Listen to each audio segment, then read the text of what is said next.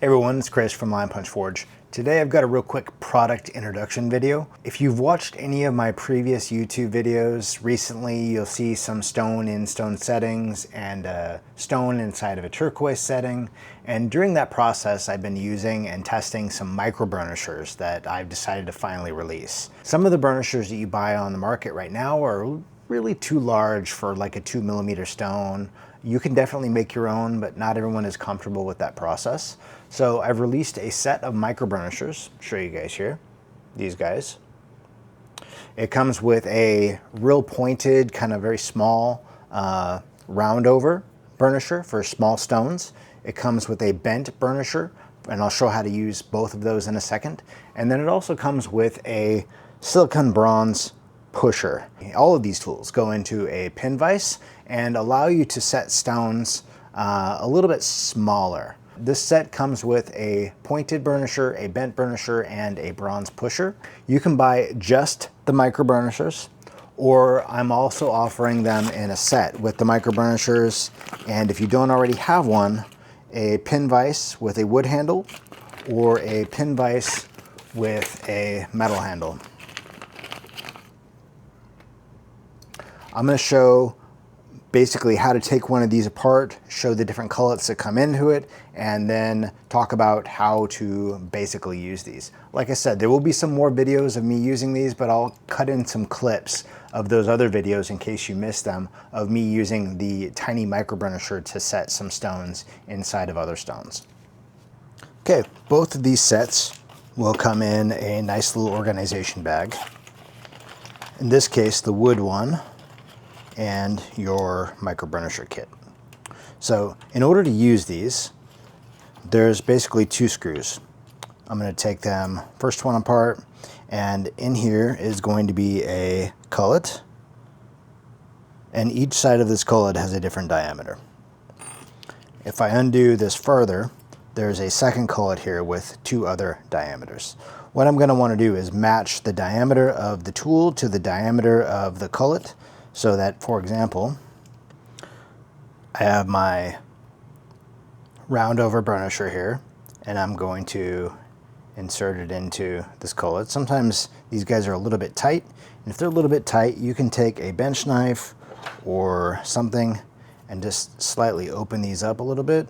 Wiggle, give it a wiggle, open it up. Sometimes when they manufacture these, they close down a little bit. So I'll do that. I'm going to slide my micro burnisher in here, and I'm going to put it back into my tool. When you're reassembling this, these have a small threads and a larger thread. The small thread always goes into the handle, and the larger thread goes onto the piece.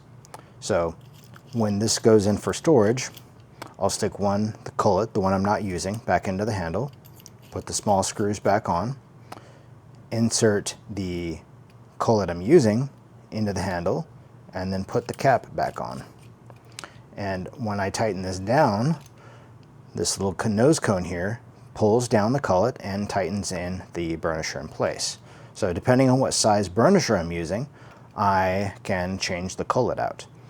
When removing these, sometimes the cullets are a little bit tight, so I can loosen this just a little bit and then grab it with a pair of pliers and pull it out.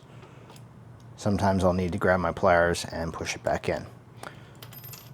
Then I can screw it back down and put it back into my case, and then the burnisher itself can go back into its little storage container here. Put it away, and it's good for another day. Pin vises, in my opinion, are probably one of the underutilized tools in a jeweler's bench. I can take a burr, put it in here, and if I'm working on a setting, I can use that burr just with hand rotation to kind of work on that setting a little bit more. If I just need a slight bit more work, if you're uncomfortable using a flex shaft, you're afraid you're going to take too much material out, that works. Anything that'll fit into these pin vises, you can essentially work with. So tiny burnishers, burrs, that kind of stuff. These guys are extremely useful to have around on your bench. I'm completely okay with people learning to make their own tools.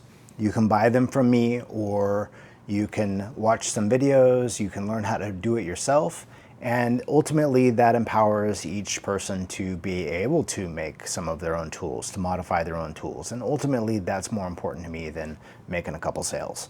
I'd like you to be able to have the tools that you need at your bench in order to do the work that you want to do. And whether that means buying them from me or somebody else or learning to make them yourself, I'm cool with that. So watch along and I'll show you some examples on how to use these, and in upcoming videos I'll show you some examples on how to make your own.